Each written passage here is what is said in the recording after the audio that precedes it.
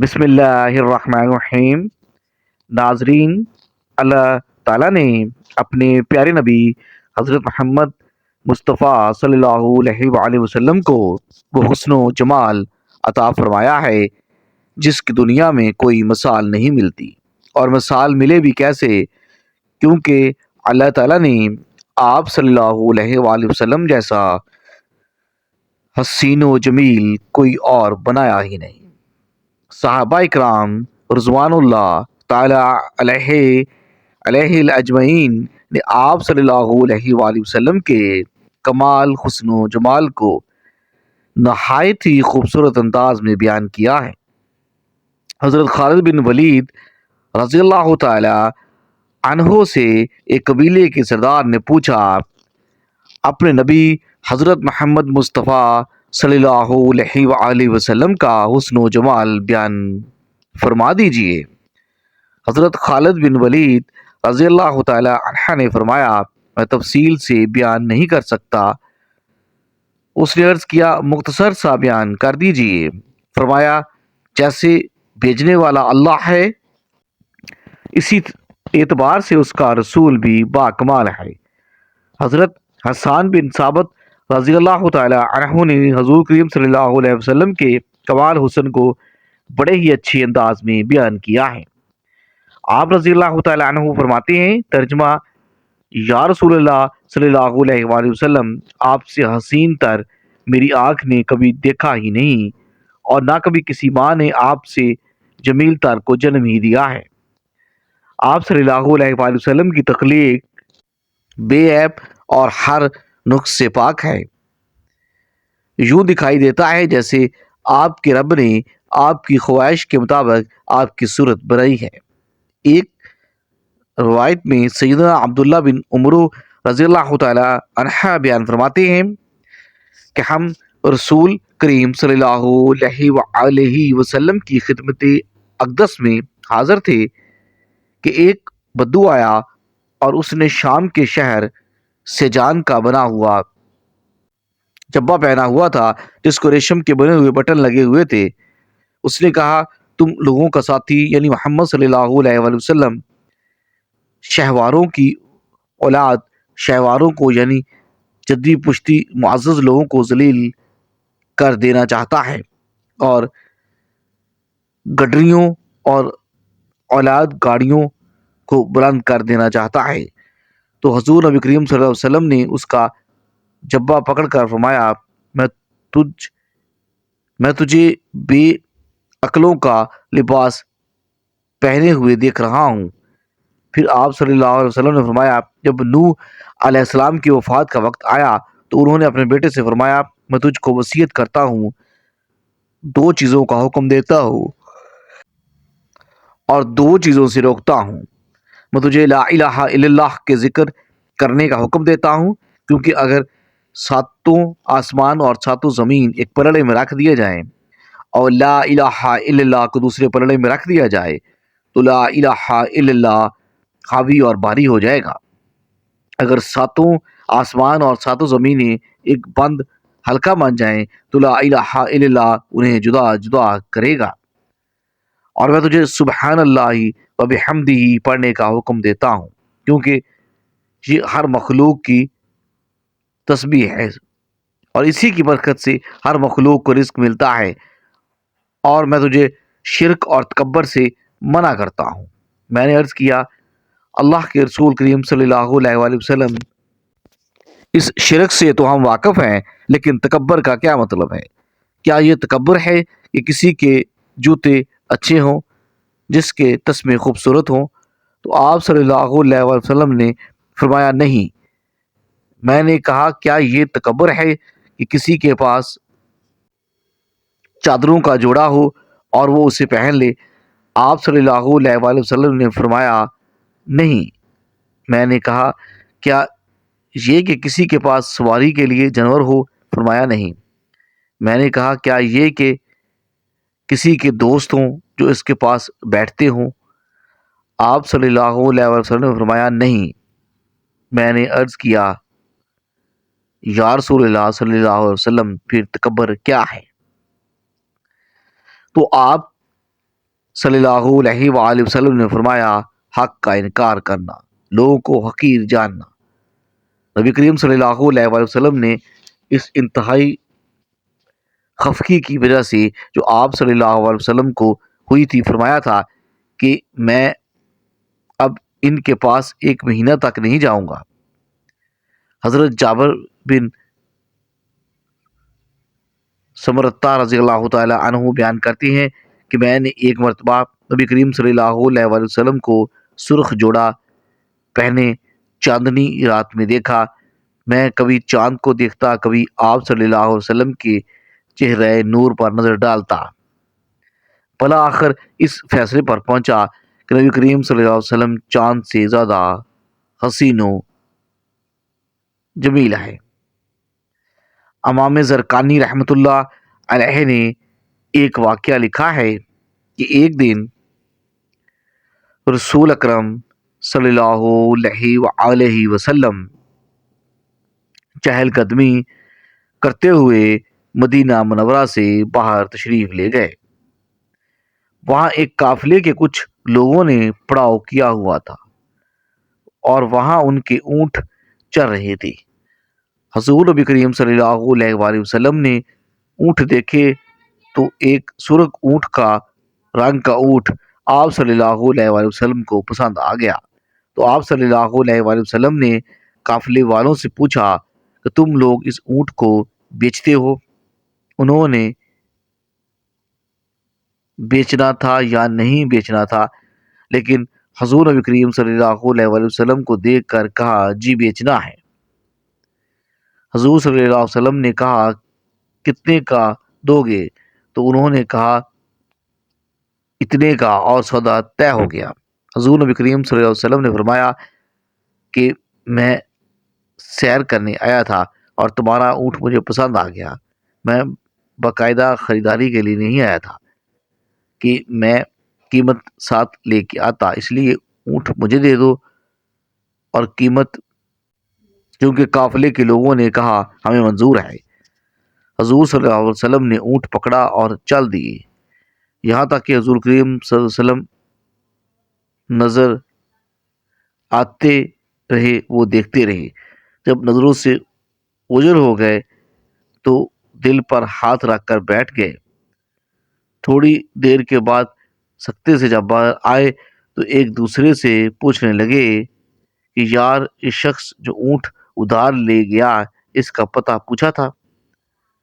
کسی نے جب کسی کو نقد سودا دیا جائے تو اس کا عطا پتہ پوچھنے کی ضرورت نہیں ہوتی، اور جب کسی کو ادھار دیں تو آپ اسے جانتے ہوں یا درمیان میں کوئی ضامن ہو یا چیز گروی رکھی جائے، یار اتنا قیمتی اونٹ ہم نے دے دیا، پتہ بھی نہیں پوچھا، کوئی پتہ ہی پوچھ لیتا، کسی کو ہوش نہ رہا۔ ایک نے کہا یار جب وہ باتیں کرتا تھا تو منہ سے پھول جھڑتے تھے، میں تو بس یہی دیکھتا رہ گیا۔ دوسرے نے کہا یار میں تو اس کی آنکھیں دیکھتا رہ گیا۔ تیسرے نے کہا میں تو اس کی مسکراہٹ کو دیکھتا رہ گیا۔ وہ کہنے لگے جو بھی ہوا ہم اس کے حسن میں کھو گئے اور اپنے حسن کا جادو جگا کے قیمتی اونٹ ہم سے لے کر چلا گیا۔ امام زرقانی رحمۃ اللہ علیہ لکھتے ہیں کہ جب انہوں نے یہ کہا کہ قیمتی اونٹ ہم سے لے کر چلا گیا تو قافلے کے سردار کی بیوی جو اب تک خاموش بیٹھی تھی خیمے کا پردہ اٹھایا اور ان سے مخاطب ہو کر بولی خبردار اس کے خلاف کوئی بات کی تو اگر وہ قیمت نہ بھی دینے آیا تو مجھ سے لے لینا، میں اس کی ضمانت دیتی ہوں۔ انہوں نے کہا کہ اچھا تو اسے جانتی ہے؟ کہا واللہ میں بھی نہیں جانتی۔ تو پھر ضمانت کیسے دیتی ہو؟ چنانچہ اس عورت کہا جب تم سودا کر رہے تھے تو خیمے کی اوٹ سے میں نے اس کا چہرہ مبارک دیکھا تھا، اور جس کا چہرہ اتنا پیارا ہو وہ جھوٹ بول ہی نہیں سکتا۔ ابھی یہ باتیں ہو رہی تھیں کہ اتنے میں حضور کریم صلی اللہ علیہ وسلم کے غلام آ گئے۔ کہا کون ہے وہ لوگ جن سے ہمارے آقا حضرت محمد صلی اللہ علیہ وآلہ وسلم نے اونٹ خریدا تھا۔ انہوں نے کہا جی ہم لوگ ہیں۔ حضور کریم صلی اللہ علیہ وآلہ وسلم کے غلاموں نے کہا یہ حضور کریم صلی اللہ علیہ وسلم نے کھجوریں تمہاری ضیافت کے لیے بھیجی ہیں اور یہ تمہاری قیمت ہے۔ انہوں نے کہا قیمت ہمیں بعد میں دینا، ہم تو خود بک گئے ہیں، ہمیں پہلے یہ بتاؤ کہ وہ رہتے کہاں ہیں۔ حضور صلی اللہ علیہ وسلم کے غلاموں نے کہا وہ سامنے جو کھجوروں کے جھنڈ ہیں یہی ڈیرا ہے ہمارے آقا کا۔ وہ عورت پکار اٹھی کہ دیکھا یہ شخص جتنا صورت کا حسین ہے سیرت کا اتنا ہی حسین نکلا۔ امام زرغانی رحمۃ اللہ علیہ لکھتے ہیں کہ پھر وہ سارا قافلہ حضور نبی کریم صلی اللہ علیہ وآلہ وسلم کی خدمت میں حاضر ہوا اور حضور کریم صلی اللہ علیہ وآلہ وسلم کے ہاتھوں مسلمان ہو گئے۔ حضور کریم صلی اللہ علیہ وسلم نے مکہ معظمہ سے مدینہ منورہ کی طرف ہجرت فرماتے ہوئے ایک ایسے مقام پر پڑاؤ کیا یہاں ایک پختہ عمر عورت کا خیمہ تھا اور اس کا نام ام معبد تھا۔ وہ اکثر مسافروں کی میزبانی کے فرائض بھی سر انجام دیا کرتی تھی۔ اس روز حضور کریم صلی اللہ علیہ وآلہ وسلم کا گزر وہاں سے ہوا۔ اس کا شوہر بکریاں چرانے کے لیے باہر گیا ہوا تھا۔ گھر میں صرف ایک لاغر بکری تھی جو ریوڑ کے ساتھ جانے سے قاصر تھی۔ حضور کریم صلی اللہ علیہ وسلم نے موزانہ اس بکری کا دودھ دونا شروع کیا۔ آپ سرکار صلی اللہ علیہ وسلم کے ہاتھوں کے لمس سے اس بکری کے خشک تھنوں میں اتنا دودھ بہر آیا کہ وہاں موجود تمام لوگ سیر ہو گئے، مگر دودھ تھا یہ ختم ہونے کا نام ہی نہ لیتا تھا۔ ام معبد کا شوہر بکریاں چرانے کے بعد گھر واپس آیا تو گھر میں دودھ سے لبالب برتن دیکھ کر دنگ رہ گیا اور ام معبد سے پوچھا کہ دودھ کہاں سے آیا؟ انہوں نے جواب دیا ایک شخص کی برکت کا نتیجہ ہے جو ابھی ادھر سے گزرا ہے۔ انہوں نے تعجب فرمایا رسول کیا وہ ایسا کون بابرکت شخص ہے؟ ذرا اس کے بارے میں کچھ بیان تو کرو۔ اس موقع پر ام المعبد نے تاجدار کائنات حضرت محمد صلی اللہ علیہ وسلم اور صاف بیان کرتے ہوئے فرمایا میں نے ایک ایسا شخص دیکھا جس کا حسن نمایاں اور چہرہ نہایت حشاش بشاش اور خوبصورت تھا اور اخلاق اچھے تھے، نہ رنگ کی زیادہ سفیدی انہیں معیوب بنا رہی تھی اور نہ گردن اور سر کا پتلا ہونا ان میں نقص پیدا کر رہا تھا۔ بہت خوبر اور حسین تھے، آنکھیں سیاہ اور بڑی بڑی تھیں، پلکیں لمبی تھیں، ان کی آواز گونجدار تھی، سیاہ چشموں مکین بالوں کی سیاہی خوب تیز تھی، گردن چمکدار اور ریشم مبارک گنے تھے۔ جب وہ خاموش ہوئے تو پروقار ہونے جب گفتگو فرماتے تو چہرہ اقدس پر نور اور با رونق ہوتا، گفتگو گویا موتیوں کی لڑی جس سے موتی چڑھتے رہتے تھے، گفتگو واضح ہوتی تھی، نہ بے فائدہ ہوتی نہ بیہودہ ہوتی، دور سے دیکھنے پر سب سے زیادہ باروب اور حسین و جمیل نظر آتے، فریب اور قریب سے دیکھتے تو سب سے زیادہ خوبصورت، شیریں گفتار اور حسین دکھائی دیتے۔ قد درمیانہ تھا، نہ اتنے طویل کہ آنکھوں کو برا لگے، نہ اتنے پست کہ آنکھیں معیوب جانے۔ آپ صلی اللہ علیہ وسلم دو شاخوں کے درمیان ایک شاخ تھے جو خوب زو شاداب اور قد آور ہو، ان کے ساتھی ان کے گرد حلقے بنائے ہوئے تھے۔ جب آپ صلی اللہ علیہ وسلم کچھ فرماتے تو وہ ہمتاً گوش ہو کر غور سے سنتے، اور اگر آپ صلی اللہ علیہ وآلہ وسلم حکم دیتے تو اسے فوراً بجا لاتے۔ سب آپ صلی اللہ علیہ وآلہ وسلم کے خادم تھے اور آپ صلی اللہ علیہ وآلہ وسلم نہ ترش روتے اور نہ ہی آپ صلی اللہ علیہ وسلم کے فرمان کی مخالفت کی جاتی تو ابو معبد کا شوہر بولا، خدا کی قسم یہ شخص وہی قریشی معلوم ہوتا ہے جن کا ذکر میں مکہ میں سن چکا ہوں۔ میں ارادہ کر چکا ہوں کہ ان کی صحبت کا شرف حاصل کروں گا۔ اگر کوئی ذریعہ میسر آیا تو ضرور ان کی خدمت اقدس میں حاضری دوں گا۔ یہ عرب کی ایک دیہاتی خاتون کا انداز بیان ہے جس میں نبی کریم خلیہ مبارک اور سراپاکی کی تصویر کشی کی گئی ہے۔ ایک شخص در رسول صلی اللہ علیہ وسلم پر کلمہ پڑھنے آیا۔ مسلمان ہونے کے بعد نبی کریم صلی اللہ علیہ وسلم کی بارگاہ میں عرض کی، یا رسول اللہ صلی اللہ علیہ وآلہ وسلم، ایک بات پوچھنی ہے۔ تو حضور صلی اللہ علیہ وآلہ وسلم نے فرمایا، پوچھو۔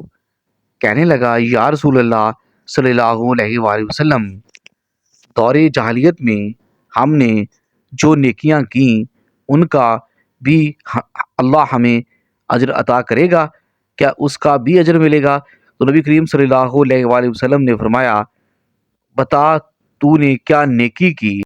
کہنے لگا، یا رسول اللہ صلی اللہ علیہ وآلہ وسلم، میرے 2 اونٹ گم ہو گئے۔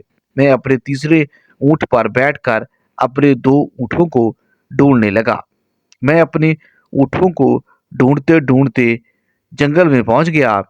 یہاں پرانی آبادیاں تھیں۔ وہاں میں نے اپنے 2 اونٹوں کو پا لیا اور اس کو جا کر میں نے بتایا کہ یہ 2 اونٹ میرے ہیں۔ وہ کہنے لگا، یہ تو چرتے چرتے یہاں آئے تھے، تمہارے ہیں تو لے جاؤ۔ انہی باتوں میں اس نے پانی بھی منگوا لیا، چند کھجوریں بھی آ گئیں۔ میں پانی پی رہا تھا اور کھجوریں بھی کھا رہا تھا کہ ایک بچے کے رونے کی آواز آئی تو بوڑھا پوچھنے لگا، بتاؤ بیٹی آئی کہ بیٹا؟ میں نے پوچھا، بیٹی ہوئی۔ تو کیا کرو گے؟ کہنے لگا، اگر بیٹا ہوا تو قبیلے کی شان بڑھائے گا، اگر بیٹی ہوئی تو ابھی یہاں اسے زندہ دفن کرا دوں گا، اس لیے کہ میں اپنی گردن اپنے داماد کے سامنے جھکا نہیں سکتا۔ میں بیٹی کی پیدائش پر آنے والی مصیبت برداشت نہیں کر سکتا۔ میں ابھی دفن کرا دوں گا۔ وہ صحابی فرمانے لگے، یا رسول اللہ صلی اللہ علیہ وسلم، یہ بات سن کے میرا دل نرم ہو گیا۔ میں نے اسے کہا، پھر پتہ کرو بیٹی ہے کہ بیٹا ہے۔ اس نے معلوم کیا تو پتہ چلا کہ بیٹی آئی ہے۔ میں نے کہا، کیا واقعی تو دفن کرے گا؟ کہنے لگا، ہاں۔ میں نے کہا، دفن نہ کر، مجھے دے دے، میں لے جاتا ہوں۔ یا رسول اللہ صلی اللہ علیہ وسلم، وہ مجھے کہنے لگا، اگر میں بچی تم کو دے دوں تو تم کیا کرو گے؟ میں نے کہا، تم میرے 2 اونٹ رکھ لو، بچی دے دو۔ کہنے لگا، نہیں دو نہیں، یہ جس اونٹ یہ تو بیٹھ کے آیا ہے یہ بھی لے لے۔ وہ صحابی عرض کرنے لگا، ایک آدمی میرے ساتھ گھر بھجوائیں، مجھے گھر چھوڑ آئے، میں یہ اونٹ اسے واپس دے دیتا ہوں۔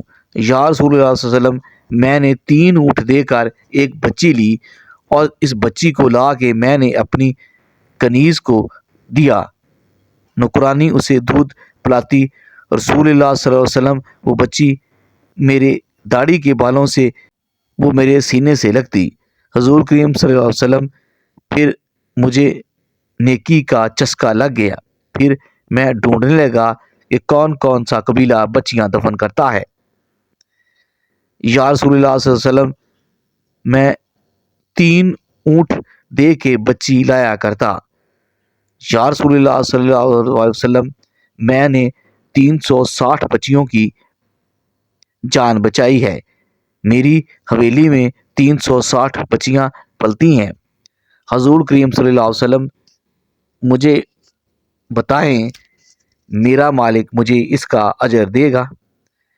کہتے ہیں، یہ سن کر حضور نبی کریم صلی اللہ علیہ وسلم کا رنگ مبارک بدل گیا اور داڑھی مبارک پر آنسو گرنے لگے۔ اور مجھے سینے سے لگایا، میرا ماتھا چوم کے فرمانے لگے، یہ تو تجھے اجر ہی تو ملا ہے کہ رب نے تجھے دولت ایمان عطا کر دی ہے۔ اللہ تعالی ہمیں بہتر عمل کرنے کی توفیق عطا فرمائے اور ہمارا خاتمہ بالخیر پر فرمائے، آمین ثم آمین۔ ناظرین، کمنٹ باکس میں ایک بار صلی اللہ علیہ وآلہ وسلم ضرور ٹائپ کیجئے گا۔ شکریہ، اللہ حافظ۔